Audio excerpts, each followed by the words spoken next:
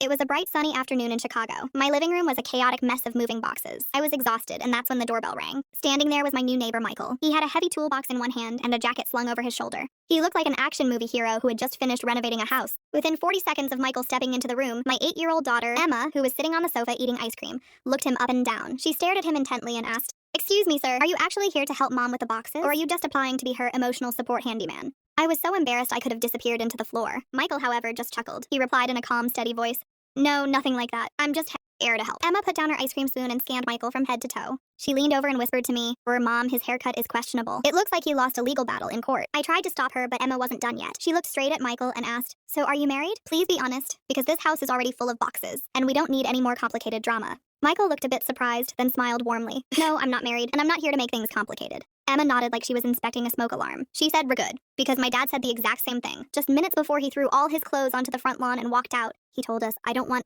to make things complicated." The air in the room suddenly went still. Michael put his toolbox down and stood frozen. Emma stepped closer to him. In a low, serious voice, she continued, "Do you know the kind of drama my dad brought? He used to say, 'There's no drama in my life,' and then one day he came home with glitter all over his neck and half a rotisserie chicken in his hand." Michael was speechless. He stared at her for a moment and then burst out laughing so hard he had to sit down on one of my moving boxes. He looked at me and I just said, "Emma, please." Emma smiled at me. She gave Michael a confident look, then leaned over and whispered in my ear, Mom, I like this one." At least he didn't prepare a dramatic script before lying like Dad used to. I didn't know whether to laugh or cry. On that Chicago afternoon, thanks to my little detective's interrogation, the chore of moving house suddenly didn't feel so boring anymore.